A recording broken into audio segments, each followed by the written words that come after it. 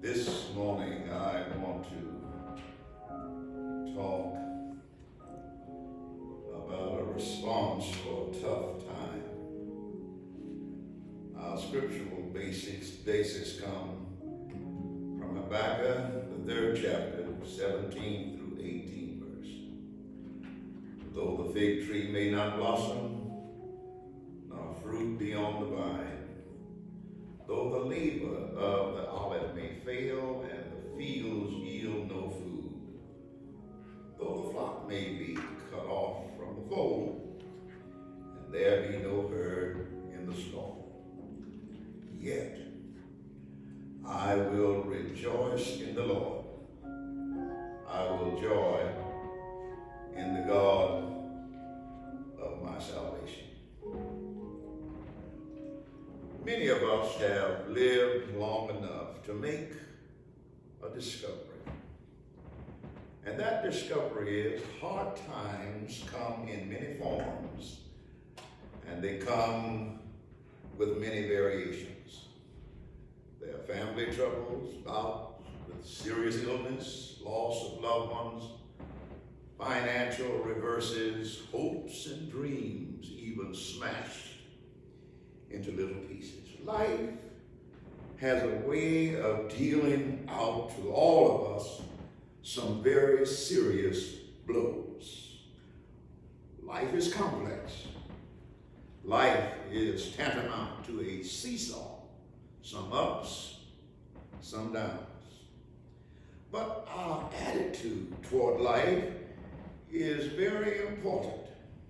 Many times it is not what happens to us that will determine the flow of our lives, but it is what happens in us that makes the cardinal difference. I've discovered that many times when we are facing the challenges of life, and they can be many, we don't need armchair generals with their advice who don't have a clue as to what you and I are going through. It's easy for them to talk because they're not where you and I, where we are.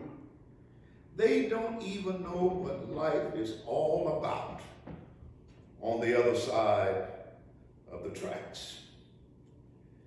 Now here's the question. What do you do when someone tells you in the midst of a tough time to rejoice? Well, perhaps the first thing you might do, you begin to wonder, what planetary level did he or she originate from?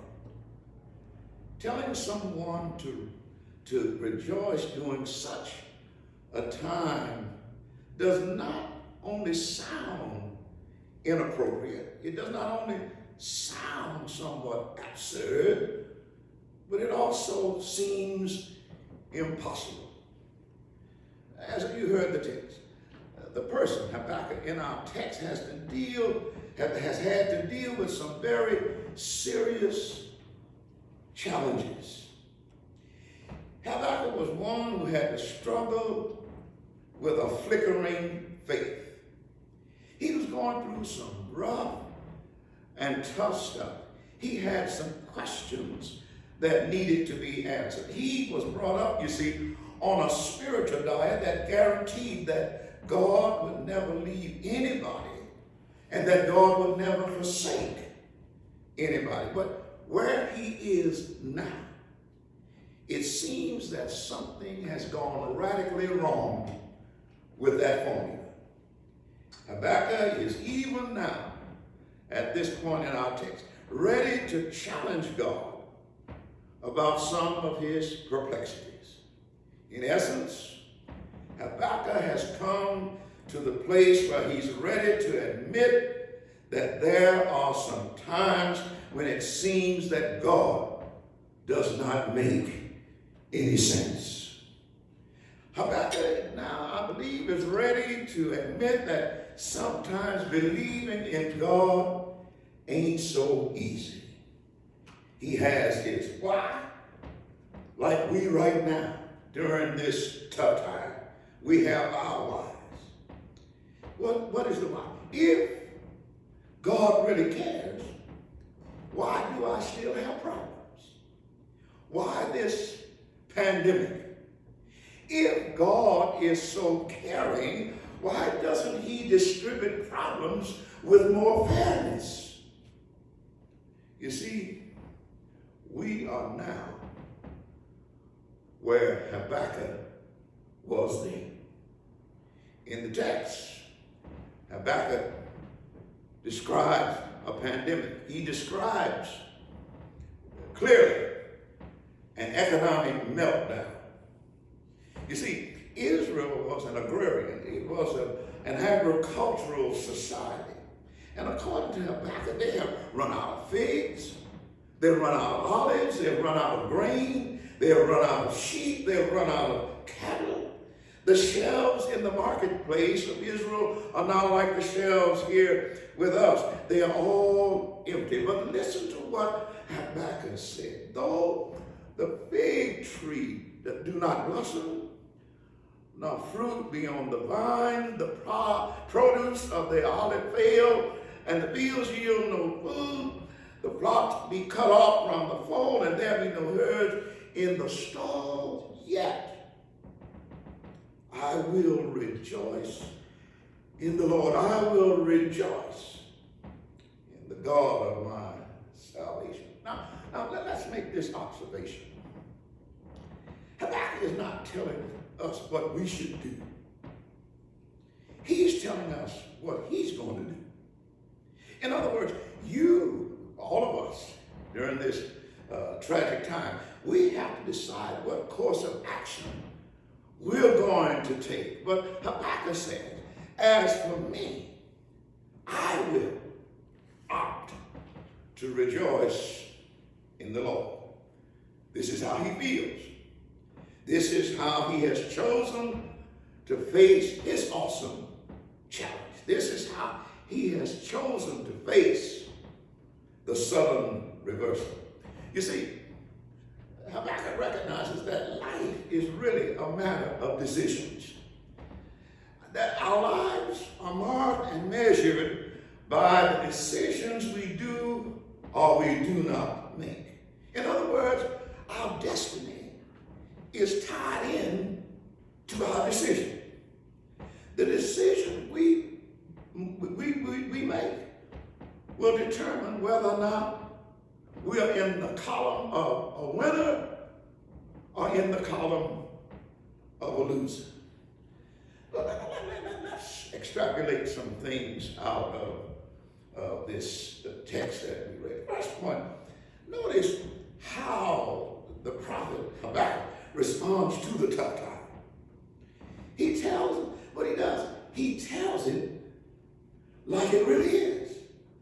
See, unlike some folks we know, he does not believe there is such a thing as alternative facts. You see, let's be clear. The opposite of reality is delusion. And the opposite of truth is untruth. What we see in this text is that Habakkuk takes a realistic view of the situation. In other words, he calls a spade a spade. He spells out in details the challenges that will occur. He sees a complete wipeout, crop failure, no fruit, no rain. Without grain, without feed, the livestock will die. Without food, people will get sick and people will die. Well, today, the picture looks like this picture during the time of Habakkuk. Investments disappearing.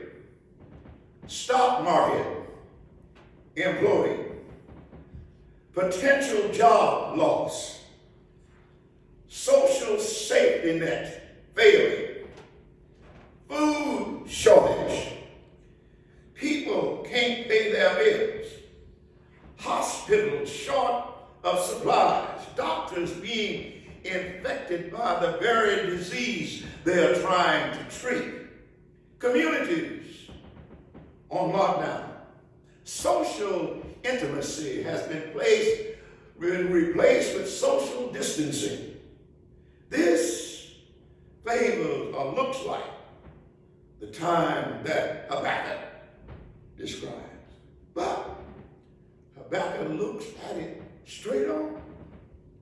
He is for facing reality and not denying it. He wants to deal with facts and not with reality. He's not trying to cheer people up by minimizing their difficulties. He's not telling them things are not as bad as they seem sometimes as we have heard. He's not telling people things are under control simply because he wished that they were for his own selfish, political, and other vested interests. No, this is not what Habakkuk does. He calls it like it is. He does not act as if there were a simple response to tough times. He knew that wishful thinking won't make tough times disappear.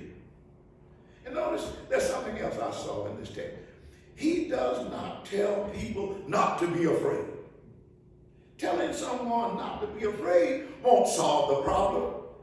People are not afraid because they desire to be afraid, but because they do not know how not to be afraid. That is the reason that they're afraid.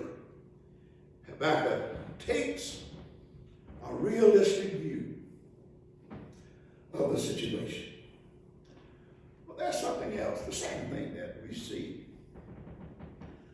A response to tough times require dogged determination. Dogged determination means that you're going to continue to do what is necessary for meeting the challenge that you face, even if it becomes difficult and even if it becomes dangerous. But you see, determination involves your will more than it does your emotions. Determination is not a matter of how you feel, because if you accidentally cut your finger, you're not going to feel glad. If someone puts a dent in your new car, you're not going to feel happy about it. Now, let me say this. I hear you asking the question, how then, Doc, can anyone be urged to respond to tough times by simply rejoicing? Well, let me answer it. Only if you see rejoicing as something you do rather than something you feel. There is such a thing as a determination to rejoice. There is such a thing as a determination to do it. But you see, that involves making a personal decision. You have to decide whether you will or whether you won't. That's why Habakkuk was not telling you what to do. He was telling us what he was going to do. You do what you will. But as for me, I will rejoice in the God of my salvation. Now, in the text, notice that the brother talks about one disaster after another. And yet, as he elaborates on those disasters, his determination bleeds through. He says, in essence, I don't care what comes, ups or downs, hell or high water, bane or blessing, I am still determined to rejoice in the Lord. But that's the last last thing we see in this. Habakkuk realized that just because things seem impossible doesn't mean that they are. God, listen, God allows our pain for a purpose. You see, through the tough times, God wants to develop two qualities in all of us. He wants to develop hope and patience. In fact, when you consider all of it, we are all hopers. And hope can be defined as that settled confidence that looks to the future, knowing that God will someday keep everything that He has promised. All of His promises are true, and all of His promises are kept. He wants to develop that hope in us, but He also wants to develop that quality called patience. And patience is the ability to endure the tough times, because we all have hope in the future. Faith chooses to believe when it would be easier to just stop believing. Habakkuk said, I will rejoice in the God of my salvation. I will rejoice in the God of my deliverance. You know, as I prepare to close, too many believers have a God of the good times. They serve God, they love God, and praise Him when all is going well. But the question looms large. What are you going to do now that you are and I am involved in this pandemic, this tough time? You can get angry with God, or you can give up God altogether. Now, here's the point. Don't mistake faith for feelings. Faith chooses to believe. Faith is dead to doubt. Faith is dumb to discouragement. And I've discovered sometimes our faith is tried in order that God's faithfulness can be experienced by all of us. Habakkuk says, I know what I'm going to do. I'm going to rejoice in the Lord. I will not rejoice in some psychological technique. I will not rejoice in some sociological axiom. No, I will rejoice in the Lord. But I like the Lord. Yet, he says. That's the dogged determination. Yet, I will rejoice in the Lord. And during these times, all of us should have a yet. If I were you during this period, we don't know when or where it all will end up, all of us should hang on to that word yet. Because you see, yet can keep us from throwing in the towel. Yet can keep us standing on God's promises. We're troubled in mind. Yet, we can be glad that the tough times won't last always. I'm going to trust in the Lord. I'm going to trust in the Lord. Max Lucado, in one of his books called Anxious for Nothing, Max says we have a choice. We can wear our hope or wear our hurt. He says we can outfit ourselves in our misfortune, or we can clothe ourselves in God's providence. Max says we can cave into the pandemonium of life, or we can lean into the perfect plan of God. And he says we can believe that promise. In all things, God God works for the good of those who love him, who have been called according to his purpose. And let me say, if during this tough time that we are going through now, if you discover that God is all you have, then you just made a thrilling discovery that God is all that you need. If we can stand the test and then let God do the rest, God will fight our battles. So I'm going to suggest to you, hold on a little while longer, because a shift is going to come. God's going to move us from hardship to hallelujah. God's going to move us from gloom to gladness. God is going to move us from funeral to festival. God is going to move us. There's a shift that's going to come. He's going to move us from disappointment to opportunity, from tragedy to triumph. Oh yes, he's going to move us from pandemic to prosperity. I will trust in the Lord.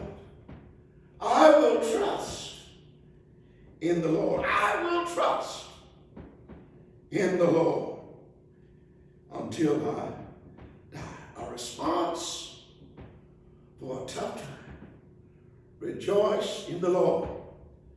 And as Paul said, again I say, rejoice. God bless you.